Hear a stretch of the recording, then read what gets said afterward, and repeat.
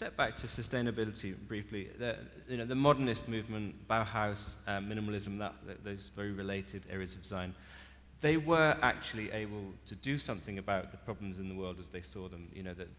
The system that existed before the two world wars was bankrupt. The inequality of before, the dominance of the bourgeois and the excessive over-ornamentation of industrial products. And so they were able to, using new technologies like tubular steel and injection molding, whatever, they were able to come up with good products for the masses. And it worked, and it solved a lot of problems for the better part of the 20th century. But now the problems of sustainability, are they problems that design can solve, or are they better left to scientists or economists or politicians? Because there's something quite slightly absurd, don't you think, about a group of people who create physical objects taking responsibility for reducing the impact of extraction of the objects, of materials from the world. I think design can absolutely help to solve it. It cannot solve it alone, but if you look at the evolution that Michael and Andreas mentioned right now, if there's a shift from using design as a status symbol or as a factor to represent oneself, if this changes to the role of design as something which is somewhere in the background, it just helps you to do your daily life. This is already a big condition for design to be sustainable, because as long as it has this role of representation, this will always be more important than creating a sustainable object. Now, if design is seen in a more rational and maybe also more relaxed and normal way, this is a good background to think now about sustainable objects. Otherwise, the priority of the market wouldn't be right, because the louder and the more expressive product would always sell better than the one where the priority is a different one, is maybe the sustainability of the object. So I think we're not yet at a point where design has really shifted towards sustainability as a real overall movement, but I think we're coming into a preparedness, to a state of mind where we would accept objects that follow sustainability as a very important criteria. And I think that is also the advantage of the crisis, that it has somehow changed a state of mind. What I find quite challenging is that we do see this, but where do we see this? We certainly do see this in all the developed countries. But in certain other markets, the crisis has not left that impact. If we look at China and we see the recent economic data about the sales of luxury goods, which are booming like anything, where still this status to show that you have earned a lot of money the last 10 years is so important that in the booming global markets, this trend has not yet been having an impact, which makes it difficult for us as a manufacturer to concentrate on certain trends. So we have a couple of parallel movements where certainly let's say the appreciation of the responsible use of water is certainly something which we have learned here in Europe and maybe in America, but in China nobody is asking about a flow rate of a tap. They just want water. A lot of water coming out in their showers. So this is something which we, on a parallel way, we have to integrate in our product and communication strategy. Yeah, therefore I think it's a real complex question, and I think there's nobody or there's not a group of people who can answer these questions on their own. So I think we have to work really in teams more than ever in the future. But okay, maybe the designer can be a person to moderate, because he probably has a look into the different areas, so he can moderate between the customer, what he's looking for, and the producer, the manufacturer, his interest. But what Mr. Dornbracht mentioned, sustainability, I think it's also about giving people work. So if we, together with Dornbracht, would change probably the production or understanding of the products to radically and not selling enough products in the future, we might lose how you say, working.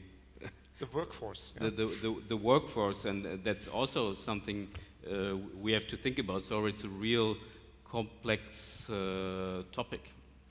I'm going to ask the audience in a minute if they have any questions, but I think this is a good point to sort of summarize whether we actually got anywhere in the discussion. Back to what I said before, that you identified 4 potential triggers for change, which is the movement towards supernormal, sustainability, digital technology, and demographics, but then with the important caveat that we're sitting in a position of kind of, I don't know whether superiority is the right word or good fortune, whereas other places in the world are rushing to catch up with what we are trying to move away from. I also like to bring together some of the things that were said over the last 40 minutes or so. Michael, you said that design lost its status, and the little piece I wrote for the introduction to this talk was, what happens after the age of the designer ego and the sort of the cult object. Andreas, you talked about that the experience of the water is now more important than the experience of the object, so that the thing that the object facilitates is more important than the object itself. And Matteo, you said something very interesting, that you can consider design itself as a movement, which I think is very interesting, because could you argue that actually design itself is a movement, and therefore all movements come to the end, and perhaps the next ism is nothing to do with design at all, that the design history, we had 100 years of design, thank you very much, it progressed us as human society a long way. Now we're looking for something else entirely. No, it's very dared that I say that.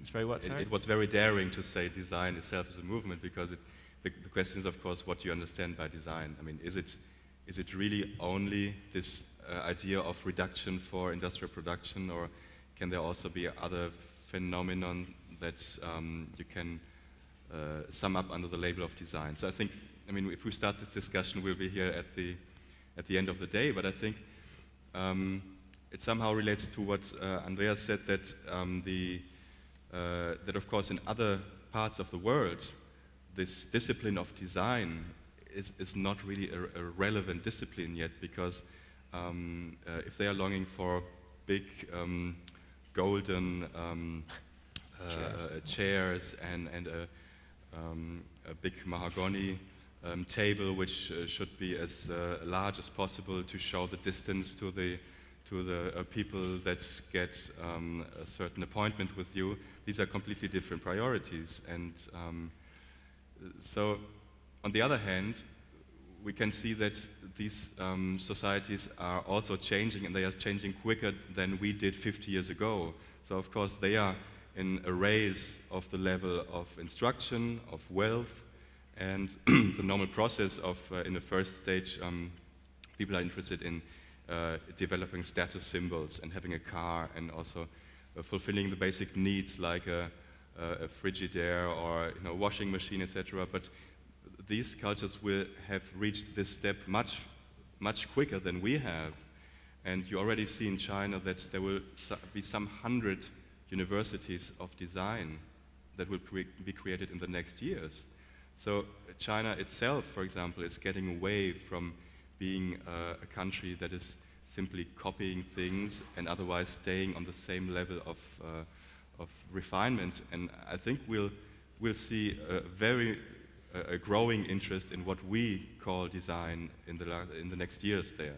So I wouldn't say that we're in a complete niche. I think this idea and discussion about design is still something that is very influential, because we have developed it in a stage that other countries will reach in the next years. So we have a responsibility to think about these questions of the future, because these questions will be discussed in some years, hopefully, in a much broader circle. And I think to simply say this just relates a very small part of the world is dangerous, because then we step back from the responsibility the producers have. And of course, this is the old question, whether a producer rather reacts to a market or whether he can also form the market. I completely understand. I'm working in a design museum which is also connected to a manufacturer, so I know that there are factors that you cannot forget about. You have to earn money, you have to entertain a whole company, but on the other hand, these very high-level premium design brands have the power through the media, through the discourse, to also influence markets. And I think the question is, how can they use it to influence it in a good way, so that they are not only following the market, like, for example, most of the car industry does. So your answer to the question, did we reach the end of design yet, is no, essentially. No, I think it's getting, it's getting more normal and invisible in our surrounding. It's no longer, as Michael said, something that has to be outstanding and as visible as possible, but it's, you know, it's spreading and being diffused in everywhere in our daily life. And by the way, not only in material objects, but also in food. If we look at this term functional food, or if we look at how architecture, fashion, and design are today melting, you see that design criteria are emerging in more and more different areas of our daily life. So it's getting somehow like a basic idea of more and more areas of society. And of course this is interesting, but it's also it's linked to the responsibility that we have to observe this very well, because it's getting more and more relevant, but it also manipulates our daily life more and more, because if it's invisible, we are not really experiencing what design is doing with us. This is good, but it's also a risk at the same time, and this is a big responsibility. I think design is and always will be the formal expression of the status of a certain culture or step we reach, and therefore, sure, it's it's clear that in China or Russia they have different stages than we have. But what you said, the world is getting smaller and smaller every day. Some days ago, I heard that I think right now every fourth person on this planet has the possibility of using a computer. He might not have it himself, but or to the internet. So, and I mean, we see that also in the political developments taking place right now, how the technique, the computer, internet is changing really the world and our culture, and this, yes, will have an impact on the design. And I mean, if we look to our Western culture, Europe, United States, I think there never was a time that so many millions of people had, how you say, led such a high level of life. So, everybody, or many people have the opportunity to have computers, TVs, mobiles. So, there is not so much more status symbols or items which can be status, and I think it's the right development, and I think and I hope that the rest of the world will go the same direction. Yeah, so basically we've got another no there. We didn't reach the end of the design, and you expressed it very eloquently. Design is and always will be the formal expression of a culture. Andreas, I want to ask you finally the same question, and you have to beat that as an eloquent way of expressing it. Are we at the end of design, or? No. Okay. Thank you very much to the panel, and thanks very much to the audience for listening to us. Thank you.